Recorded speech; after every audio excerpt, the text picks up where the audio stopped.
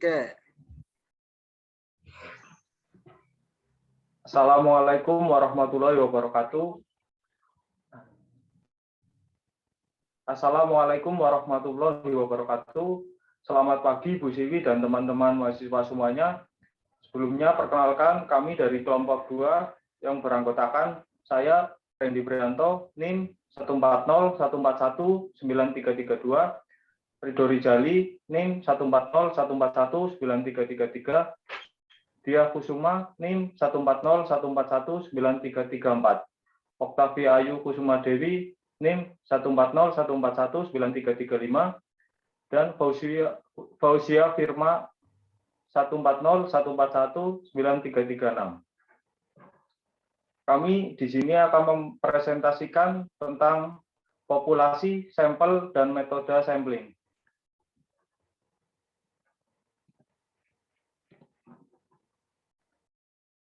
Populasi.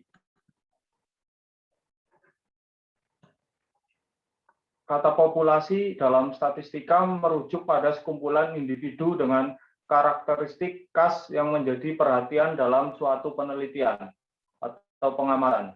Populasi merupakan wilayah generalisasi yang terdiri atas subjek atau objek yang mempunyai kuantitas dan karakteristik tertentu yang ditetapkan oleh peneliti untuk dipelajari dan kemudian ditarik kesimpulannya.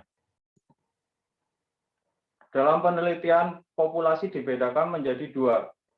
Nana Saudia Sukmadinata 2009, yaitu populasi secara umum dan populasi target atau target population. Populasi target adalah populasi yang menjadi sasaran keterberlakuan kesimpulan penelitian kita. Contoh, populasi umum adalah seluruh dosen negeri di Yogyakarta. Populasi targetnya adalah seluruh dosen MIPA di Yogyakarta. Maka hasil penelitian kita tidak berlaku bagi dosen di luar Fakultas MIPA.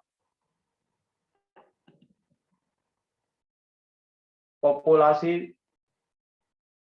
terbatas, yaitu mempunyai sumber data yang jelas, batasnya secara kuantitatif, sehingga dapat dihitung jumlahnya. Contoh, jumlah penduduk Kota Bandung 2.500.000 jiwa. Jumlah 1.000 guru SD di Yogyakarta mengikuti prajabatan. Selanjutnya, populasi tak terbatas, yaitu sumber datanya tidak dapat ditentukan batasan-batasannya, sehingga relatif tidak dapat dinyatakan dalam bentuk jumlah. Contohnya, suatu percobaan seorang bandar akan melempar sepasang dadu sampai tak terhingga kali lemparannya. Maka setiap kali mencatat sepasang bilangan yang muncul akan mendapat sepasang nilai yang terhingga pula. Selanjutnya akan disampaikan oleh Ridho Rijali.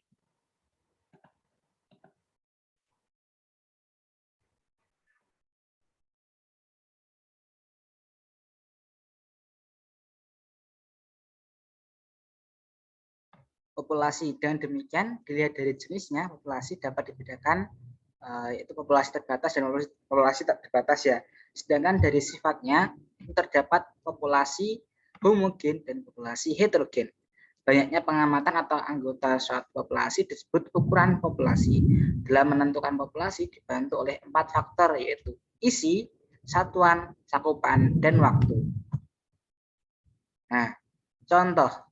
Suatu penelitian tentang pendapatan keluarga petani di Kabupaten Jombang tahun 2015, maka populasinya dapat ditetapkan dengan 4 faktor berikut, yaitu isinya semua keluarga petani.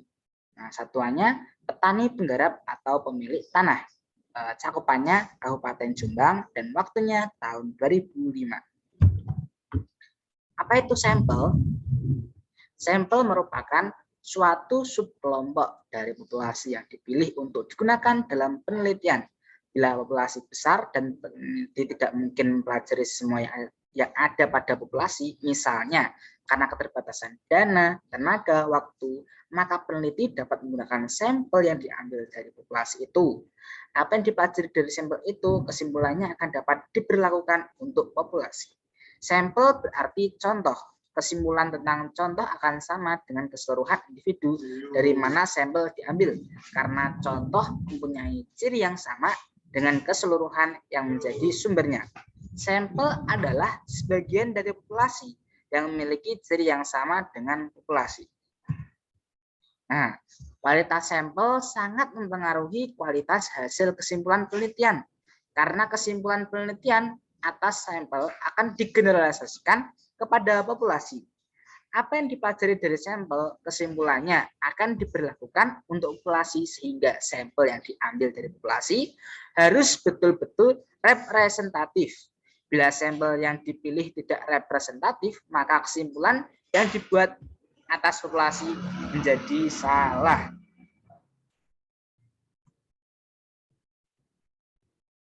Untuk slide selanjutnya akan dibacakan oleh saudara Dia. Berikut ini disajikan pendapat beberapa ahli tentang ukuran sampel. Yang pertama yaitu Guy dan Gill berpendapat bahwa sampel harusnya sebesar-besarnya. Pendapat ini mengasumsikan bahwa semakin banyak sampel yang diambil, maka akan semakin representatif dan hasilnya dapat digeneralisir. Namun, ukuran sampel yang dapat diterima akan sangat bergantung pada jenis penelitiannya. Seperti yang pertama, apabila penelitiannya bersifat deskriptif, maka sampel minimumnya adalah 10% dari populasi. Yang kedua, penelitian yang bersifat korelasional, sampel minimumnya 30 subjek. Yang ketiga, penelitian kasual perbandingan, sampelnya sebanyak 30 subjek per grup. Dan terakhir, penelitian eksperimental, sampel minimumnya adalah 15 subjek per grup.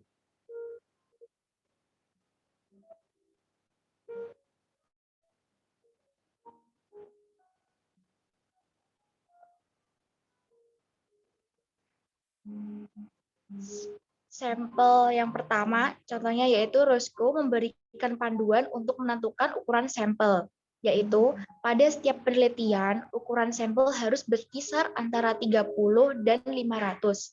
Yang kedua, ukuran faktor yang digunakan dalam penelitian itu banyak, maka ukuran sampel minimal 10 kali atau lebih dari jumlah faktor. Yang ketiga, jika sampel akan dipecah-pecah menjadi beberapa bagian, maka ukuran sampel minimum 30 untuk tiap bagian yang diperlukan.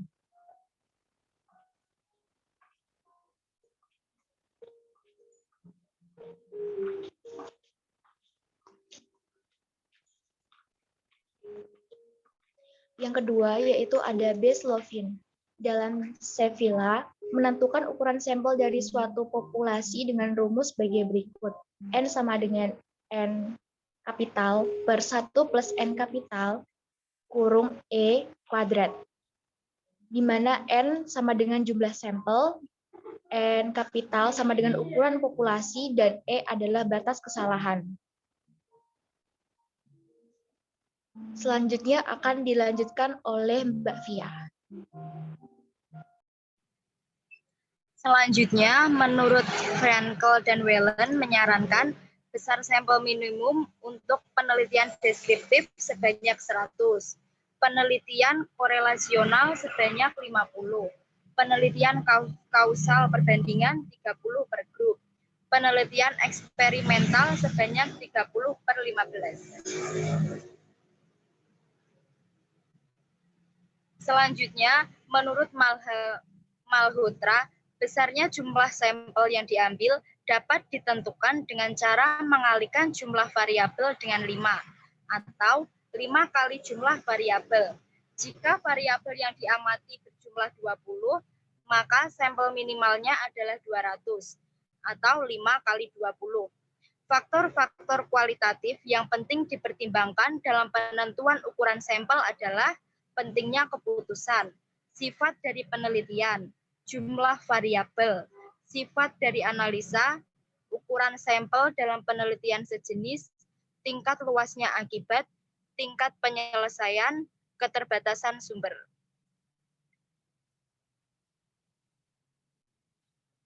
Selanjutnya, apa itu teknik sampling? Teknik sampling, teknik pengambilan sampel atau teknik sampling disebutkan oleh Supardi sebagai suatu cara atau teknik yang digunakan dalam menentukan sampel penelitian. Menurut Margono menambahkan, penentuan sampel ini harus disesuaikan dengan ukuran sampel yang akan dijadikan sumber data sebenarnya dengan memperhatikan sifat dan penyebaran populasi, agar sampel yang diperoleh dapat mewakili populasi atau bersifat representatif. Jadi, sebuah penelitian yang baik haruslah memperhatikan dan menggunakan sebuah teknik dalam menetapkan sampel yang akan diambil sebagai subjek penelitian.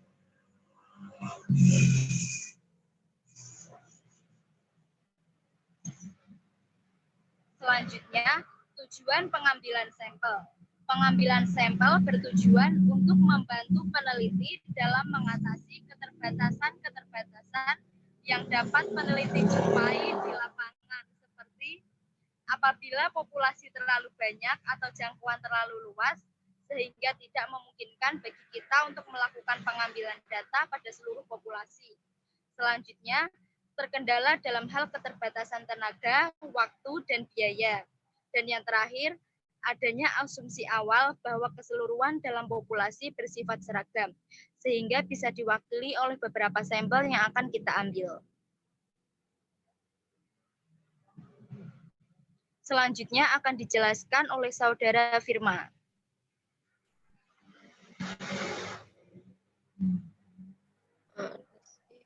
Langkah dalam teknik pengambilan sampel.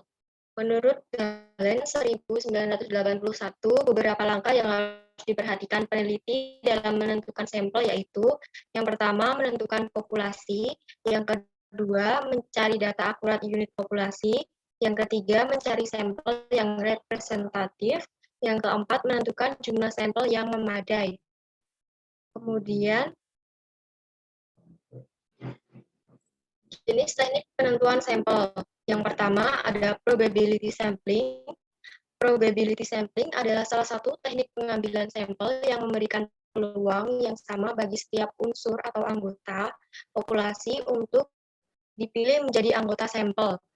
Dengan probability sampling, maka pengambilan sampel secara acak atau random dari populasi yang ada. Kemudian yang kedua, non-probability sampling. Non-probability sampling adalah salah satu teknik pengambilan sampel yang tidak memberi peluang kesempatan yang sama bagi setiap unsur atau anggota populasi untuk dipilih menjadi sampel. Kemudian teknik sample probability sampling meliputi yang pertama, simple random sampling. Simple random sampling dinyatakan simple atau sederhana karena pengambilan sampel anggota populasi dilakukan secara acak tanpa memperhatikan strata yang ada dalam populasi itu. Kemudian yang kedua, proportionate stratified random sampling biasa digunakan pada populasi yang mempunyai susunan bertingkat atau berlapis-lapis. Yang ketiga ada disproportionate stratified random sampling digunakan untuk menentukan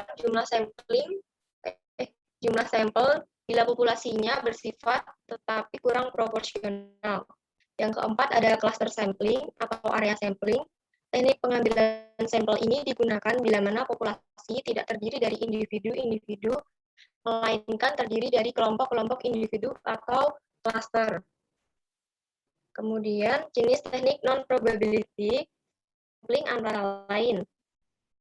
Yang pertama, sampling sistematis atau systematic sampling.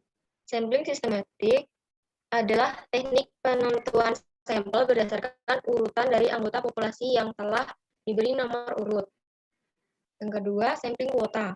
Sampling quota adalah teknik untuk menentukan sampel dari populasi yang mempunyai ciri-ciri tertentu sampai jumlah atau kuota yang diinginkan.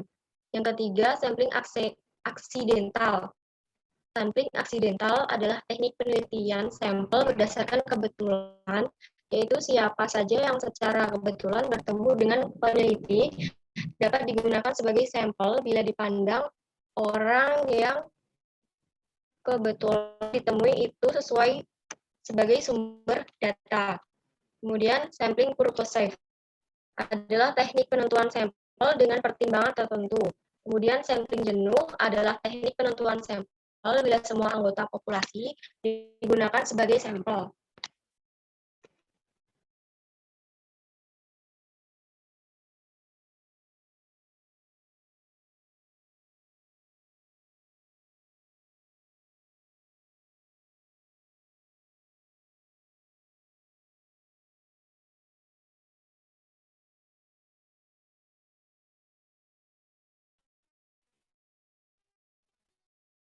Sekian presentasi dari kelompok kami. Bila ada kesalahan dalam penyampaian atau kurang, kami mohon maaf.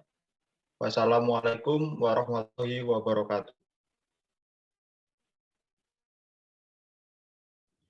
Waalaikumsalam warahmatullahi wabarakatuh.